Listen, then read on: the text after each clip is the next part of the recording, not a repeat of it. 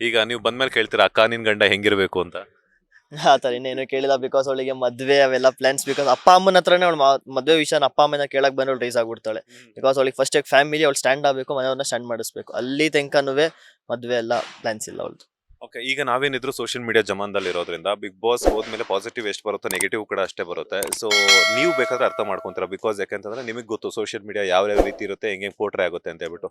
Positive ಬಂದಾಗ ಯಾವ ತರ ಫೀಲ್ ಆಗ್ತಿದ್ರೆ, ನೆಗೆಟಿವ್ ಕಮೆಂಟ್ಸ್ ಅಂತ ನೋಡಿದಾಗ ನೀವು ಯಾವ ರೀತಿ ನಿಮ್ಮ ಮನೆಯವರನ್ನ ಕನ್ವಿನ್ಸ್ ಮಾಡ್ತಿದ್ರಿ? ಬಿಕಾಸ್ ತಂದೆ ತಾಯಿಗೆ ಅವರು ಸೋಷಿಯಲ್ ಮೀಡಿಯಾ ಅಂತಂದಾಗ ಸ್ವಲ್ಪ ದೂರ ನೋಡ್ತಾರೆ, ಒಂದೆರಡು ಕಮೆಂಟ್ ನೋಡಿದ್ರೆ ಬೇಜಾರಾಗ್ತಿತ್ತು. ಸೊ ನೀವು ಯಾವ ರೀತಿ ತಗೊಳ್ತಿದ್ರಿ ಅಂಡ್ ನಿಮ್ಮ ತಂದೆ ತಾಯಿಗೆ ಯಾವ ರೀತಿ ಸ್ಫೂರ್ತಿ ಅಥವಾ ಸಮಾಧಾನವನ್ನ ಮಾಡ್ತಿದ್ರಿ ಅಂತ? ಲೈಕ್ ನಮ್ಗೆ ಅರ್ಥ ಮಾಡ್ಕೋಬಹುದು ನಾವು. ಇಲ್ಲ ಬಿಗ್ ಬಾಸ್ ಅಂದ್ರೇನೆ ಕಾಂಟ್ರವರ್ಸಿ.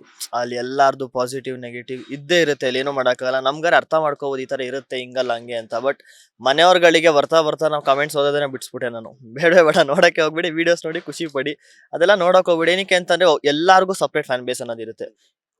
ಇವ್ರಿಗೇನಾರು ಇದಂದ್ರೆ ಅವ್ರಿಗಾಗಲ್ಲ, ಅವ್ರಿಗೇನಾರು ಇವ್ರಿಗಾಗಲ್ಲ. ಸೊ ಅದನ್ನ ಅವ್ರು ಮಾಡ್ತಿರ್ತಾರೆ. ಹೊರಗಡೆ ಬಂದಾಗ ಅವರು ಇಷ್ಟಪಡ್ತಾರೆ, ಅವರು ಚೆನ್ನಾಗಿ ಮಾತಾಡ್ತಾರೆ ಸಿಕ್ಕಿದ್ರೆ. ಬಟ್ ಒಳಗಡೆ ಇದ್ದಾಗ ಅವ್ರ ಫ್ಯಾನ್ಸ್ಗೋಸ್ಕರ ಅವ್ರಿಗೆ ಯಾರು ಇಷ್ಟ ಇರ್ತಾರೆ ಅವ್ರು ಇದನ್ನ ಎಲ್ಲೋ ಒಂದ್ ಕಡೆ ಇದ್ ಮಾಡಕ್ಕೋಸ್ಕರ ಎಲ್ಲರಿಗೂ ಹೇಳ್ತಿರ್ತಾರೆ. ಸೊ ಅದನ್ನ ಮನೆಯವ್ರಿಗೆ ಅರ್ಥ ಮಾಡಿಸ್ತಾ ಇದೆ ತುಂಬಾ. ಬೇಜಾರ್ ಮಾಡ್ಕೊಂಡಾಗ ಇಲ್ಲ ಹಿಂಗ್ ಇರಲ್ಲ, ಹಿಂಗೆ ಹೊರಗಡೆ ಬಂದ್ಮೇಲೆ ಅವ್ರಗಳೇ ಸಿಕ್ಕರೆ ಅವ್ರಗಳೇ ಹೊಗ್ಲುತ್ತಾರೆ, ಅವರೇ ಫೋಟೋ ತೆಗಿಸ್ಕೊತಾರೆ, ಈ ತರ ಎಲ್ಲ ಏನಿರಲ್ಲ ಅಂತ ಹೇಳ್ತಿದ್ದೆ. ಬರ್ತಾ ಬರ್ತಾ ಅವ್ರು ಅರ್ಥ ಮಾಡ್ಕೊಂಡ್ರು ಒಂದಷ್ಟು ತಿಂಗಳಾದ್ಮೇಲೆ. ಆಮೇಲೆ ಅದೆಲ್ಲ ಸ್ವಲ್ಪ ಸರಿ ಹೋಯ್ತದು. ಎಸ್, ರಾಶಿಕಾ ಅವ್ರ ಬಗ್ಗೆ ಅಂತೂ ಒಂದಷ್ಟು ವಿಚಾರಗಳನ್ನ ತಿಳಿಸ್ಕೊಟ್ರೆ. ಲಿಖಿತ್ ಶೆಟ್ಟಿ, ನಿಮ್ ಬಗ್ಗೆ ಏನಾದ್ರು ಹೇಳೋದಾದ್ರೆ ಏನ್ ಮಾಡ್ತಿದ್ದೀರಾ ಮುಂದಿನ ದಿನಗಳಲ್ಲಿ? ನಿಮ್ಮ ಒಂದು ಗುರಿ ಏನು ಅಂತ? ಲೈಕ್ ನಾನು ಇವಾಗ ಸದ್ಯಕ್ಕೆ ಬಾಡಿ ಬಿಲ್ಡಿಂಗ್ ಮಾಡ್ತಾ ಇದ್ದೀನಿ. ನನ್ಗೆ ಅದರಲ್ಲೇ ಇವಾಗ ಇದಿರೋದು ಇಂಟ್ರೆಸ್ಟ್ ಇರೋದು. ಆ್ಯಂಡ್ ಆ್ಯಕ್ಟಿಂಗಲ್ಲಿ ಇಂಟ್ರೆಸ್ಟ್ ಇದೆ. ಮನೆಯವ್ರ ದೊಡ್ಡ ಆಸೆ ಅದು ಸ್ಕ್ರೀನಲ್ಲಿ ನೋಡಬೇಕು ಅಂತ.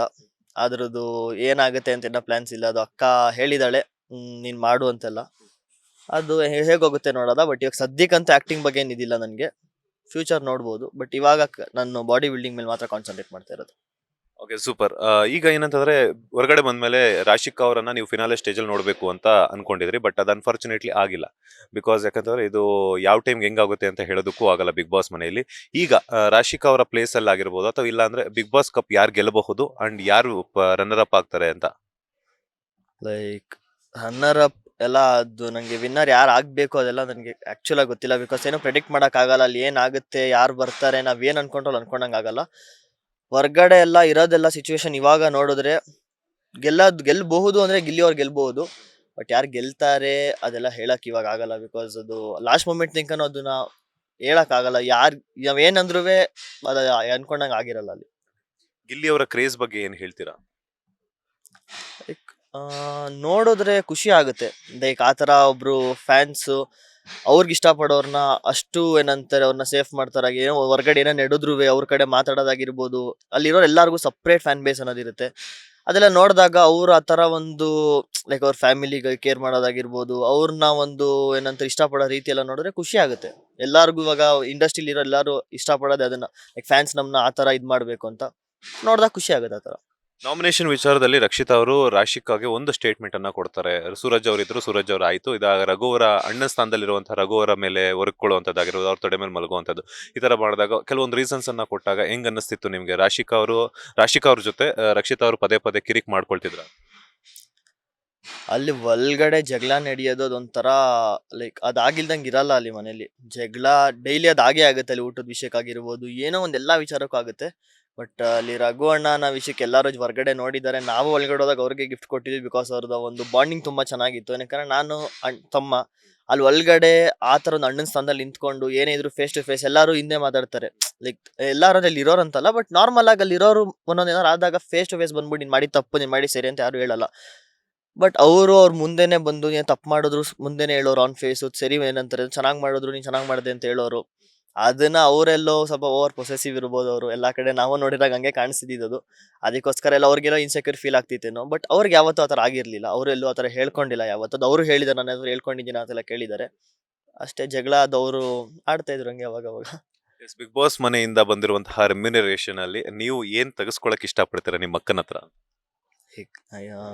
ಸೀರಿಯಸ್ ಆಗಿ ಅದೇನೋ ಪ್ಲಾನ್ಸ್ ಇಲ್ಲ ನನಗೆ ಇವಾಗ. ಅದು ನಾವು ಅದೇನ್ ಪ್ಲಾನ್ ಮಾಡ್ಬೇಕು ಇನ್ನ ಗೊತ್ತಿಲ್ಲ. ಬಂದಾದ್ಮೇಲೆ ಆವಾಗ ಏನ್ ತೆಗೆಸ್ಕೋಬೇಕಂತ ಅನ್ಸುತ್ತೆ ಅಥವಾ ಅವಾಗ ಏನ್ ಮಾಡ್ಬೇಕಂತ ಅನ್ಸುತ್ತೆ ಅದ್ರ ಮೇಲೆ ಯೋಚನೆ ಮಾಡ್ಬೇಕು. ಓಕೆ, ನೆಕ್ಸ್ಟ್ ಮುಂದಿನ ದಿನಗಳಲ್ಲಿ ನಿಮ್ಗೆ ಏನಾದ್ರು ಬಿಗ್ ಬಾಸ್ ಆಪರ್ಚುನಿಟಿ ಬಂತು ಅಂದ್ರೆ ಹೋಗ್ತೀರಾ ಅಂತ? ಇನ್ ಫ್ಯೂಚರ್ ನೋಡೋದ ಹೇಗಾಗುತ್ತೆ ಅಂತ. ಬಟ್ ಇವಾಗ ನಾನು ಇದೆಲ್ಲ ನನಗೆ ಅಕ್ಕ ಹೋಗಿದ್ ಬಂದಿರೋದೆಲ್ಲ ಇದು ನೋಡಿದಾಗ ಇವಾಗಲೇ ನಮ್ಗೆ ಒಳಗಡೆ ಅವ್ರಿಗೊಂಥರ ಬಿಗ್ ಬಾಸ್, ಹೊರಗಡೆ ನಮ್ಗೊಂಥರ ಬಿಗ್ ಬಾಸ್. ಅದು ಅವ್ರು ಟಾಸ್ಕ್ ಆಡ್ತಿದ್ರೆ ನಮ್ಗೆ ಹೊರಗಡೆ ಇನ್ನೊಂಥರ ಟಾಸ್ಕ್ ಇಲ್ಲಿ. ಸೊ ಇವಾಗಿನ ಸಿಚುವೇಶನ್ ಅಲ್ಲಿ ನಿಜ ಗೊತ್ತಿಲ್ಲ, ಬಟ್ ಇನ್ ಫ್ಯೂಚರ್ ನೋಡೋದ ಏನಾಗುತ್ತೆ ಹೆಂಗೇನು ಅಂತ, ಅವಾಗ ಹೆಂಗಿರುತ್ತೆ ಅಂತ. ಓಕೆ, ರೆಮ್ಯುನರೇಷನ್ ಎಷ್ಟು ಸಿಕ್ತು ರಾಶಿಕಾ ಅವರಿಗೆ? ಅದು ಸೀರಿಯಸ್ ಆಗೋದು ಇನ್ನೂ ಗೊತ್ತಿಲ್ಲ, ಅದು ಇನ್ನೂ ಬಂದೂ ಇಲ್ಲ. ಗೊತ್ತಿಲ್ಲ, ಅದು ಅಕ್ಕನೇ ಮಾತಾಡಿರೋದು ಅದೆಲ್ಲ. ಓಕೆ, ನೆಕ್ಸ್ಟ್ ಪ್ಲಾನ್ಸ್ ಏನಿದೆ ರಾಶಿಕಾ ಅವ್ರ ಜೊತೆ? ಈಗ ಬಿಗ್ ಬಾಸ್ ಅಂತೂ ಆಯ್ತು, ಅದಾದ ನಂತರ ಈಗ ಫಿನಾಲೆ ಅಂತೂ ಮುಗಿಯುತ್ತೆ. ಅದಾದ ನಂತರ ಏನ್ ಮಾಡ್ಬೇಕು ಅಂತ ಅನ್ಕೊಂಡಿದಾರ ಫ್ಯಾಮಿಲಿ ಅವರೆಲ್ಲ ಸೇರಿ? ಫ್ಯಾಮಿಲಿಯವರೆಲ್ಲ ಸೇರಿ ಏನಿಲ್ಲ, ಬಟ್ ಅವ್ರ ಪ್ಲಾನ್ಸ್ ನನಗಿರೋದು ಏನಂತಂದ್ರೆ ಅಕ್ಕ ಒಳ್ಳೊಳ್ಳೆ ಸಿನಿಮಾಸ್ ಮಾಡಬೇಕು, ಅವಳೊಂದು ದೊಡ್ಡ ಮಟ್ಟಕ್ಕೆ ಹೆಸರು ಮಾಡಬೇಕು. ನನಗೆ ಅದೊಂದೇ ನಂಗೆ ಆಸೆ ಇರೋದು. ನನಗೆ ಅದು ಬಿಟ್ರೆ ಅಕ್ಕಂಗೆ ಆಸೆ ಇರೋದು ಅಪ್ಪ ಅಮ್ಮಂಗೆ ಚೆನ್ನಾಗಿ ನೋಡ್ಕೋಬೇಕು ಅಂತ ಅಕ್ಕಂಗೆ ಆಸೆ ಇರೋದು ಅಷ್ಟೇ. ಅದೇ ಇವಾಗ ಸದ್ಯಕ್ಕಿರೋದು ಇವಾಗ. ಓಕೆ, ನೀವು ಹೇಳ್ತಿದ್ರೆ ಆಗ್ಲೇನೆ ಒಂದೊಳ್ಳೆ ಫ್ರೆಂಡ್ ಬೇಕು, ಸಮಾಧಾನ ಮಾಡೋದಕ್ಕಾಗಿರ್ಬೋದು, ನಮ್ಮ ಕಷ್ಟ ಸುಖಗಳನ್ನ ಹಂಚ್ಕೊಳ್ಳೋದಕ್ಕಾಗಿರ್ಬೋದು ಅಂತ. ಅದಕ್ಕೆ ಸೂರಜ್ ಅವರು ಸಿಕ್ಕಿದ್ರು ಬಿಗ್ ಬಾಸ್ ಮನೆಯಲ್ಲಿ ರಾಶಿಕಾ ಅವ್ರಿಗೆ. ಸೂರಜ್ ಅವರು ಹೊರಗಡೆ ಬಂದ್ಮೇಲೆ ನೀವು ಅವ್ರು ಕಾಲ್ ಮಾಡಿ ಮಾತನಾಡಿದ್ದುಂಟಾ ಅಂತ? ಕಾಲ್ ಮಾಡೇನು ಮಾತಾಡಿಲ್ಲ ನಾನು ಒಳಗಡೆ ಸಿಕ್ಕಿದ್ದಷ್ಟೇ. ನಾನು ಆ್ಯಕ್ಚುಲಾಗಿ ಹೇಳ್ಬೇಕಂತಂದರೆ ಹೊರಗಡೆ ಬಂದ್ಮೇಲೆ ಕಾಂಟ್ಯಾಕ್ಟ್ ಏನೋ ನಾವು ಮಾಡಿರಲಿಲ್ಲ. ಅದು ಬಿಟ್ಟರೆ ಈ ಅನುಬಂಧ ಶೋಗೆ ಏನೋ ಬಂದಾಗ ಅಕ್ಕ ಇನ್ವೈಟ್ ಮಾಡಿರ್ತಾರೆ, ಅವಾಗ ಸಿಕ್ಕಿರ್ತಾರೆ ಅಷ್ಟೇ. ಅವಾಗ ಒಂದು 2 ಸೆಕೆಂಡ್ ಮಾತಾಡಿರ್ತೀವಿ ಅಷ್ಟೇ, ಹೊರಡೋ ಟೈಮಿಗೆ ಏನೋ ಸಿಗ್ತಾರೆ. ಅದು ಬಿಟ್ಟರೆ ಏನು ಆ ಥರ ಪರ್ಸ್ನಲಾಗಿ ಕಾಲ್ ಎಲ್ಲ ಮಾಡಿ ಆ ಥರ ಏನೋ ಮಾತಾಡಿರಲಿಲ್ಲ. ಎಸ್, ಫೈನಲಿ ಕರ್ನಾಟಕ ಜನತೆಗಾಗಿರ್ಬೋದು, ರಾಶಿಕಾ ಅವ್ರಿಗೆ ವೋಟ್ ಮಾಡಿರುವಂತಹ ಅಭಿಮಾನಿಗಳಿಗಾಗಿರ್ಬೋದು, ಲಿಖಿತ್ ಶೆಟ್ಟಿ ಏನು ಹೇಳ್ತಾರೆ ಅಂತ? 100 ಡೇಸಲ್ಲಿ ಅಕ್ಕನ ಉಳಿಸ್ಕೊಂಡಿದ್ದಾರೆ, ಎಲ್ಲರೂ ಅಷ್ಟು ಪ್ರೀತಿ ಕೊಟ್ಟಿದ್ದಾರೆ. ಇನ್ನು ಮುಂದಕ್ಕೆ ಅವಳು ಏನೇನು ಸಿನಿಮಾಸ್ ಮಾಡ್ತಾಳೆ ಅಥವಾ ಅವಳು ಏನೇ ಮಾಡಿದ್ರು ಎಲ್ಲದಕ್ಕೂ ಹಿಂಗೆ ಸಪೋರ್ಟ್ ಮಾಡಿ ಅವಳಿಗೆ ಇನ್ನೂ ದೊಡ್ಡ ಮಟ್ಟಕ್ಕೆ ಕರ್ಕೊಂಡು ಹೋಗ್ಬೇಕಂತ ಕೇಳ್ಕೊತೀನಿ. Thank you so much. ಒಂದಷ್ಟು ಸಮಯವನ್ನು ನಮ್ಮ ಬಾಸ್ ಟಿವಿ ಜೊತೆ ಕಳೆದಿದ್ದಕ್ಕೆ ಒಳ್ಳೆದಾಗ್ಲಿ. All the best. Thank you so much, ನಿಮಗೂ ಅಷ್ಟೇ. ಇದಾಗಿತ್ತು ರಾಶಿಕಾ ಶೆಟ್ಟಿ ಅವರ ತಮ್ಮ ಲಿಖಿತ್ ಶೆಟ್ಟಿ ಅವರ ಮಾತು. ಕ್ಯಾಮರಾ ಪರ್ಸನ್ ರವಿಚಂದ್ರ ಜೊತೆ Manjunath Srinivas, boss TV Kannada, Bengaluru. Latest ಹಾಗೂ ಇಂಟ್ರೆಸ್ಟಿಂಗ್ ಸುದ್ದಿಗಳಿಗಾಗಿ ಬಾಸ್ ಟಿವಿ ಕನ್ನಡ ಚಾನೆಲ್ನ ಸಬ್ಸ್ಕ್ರೈಬ್ ಮಾಡಿ, ಹಾಗೆಯೇ ಬೆಲ್ ಐಕಾನ್ ಪ್ರೆಸ್ ಮಾಡಿ. ಇದರ ಜೊತೆಗೆ ಫೇಸ್ಬುಕ್, ಇನ್ಸ್ಟಾಗ್ರಾಮ್, ಎಕ್ಸ್ ನಲ್ಲೂ ಮಿಸ್ ಮಾಡದೆ ಫಾಲೋ ಮಾಡಿ.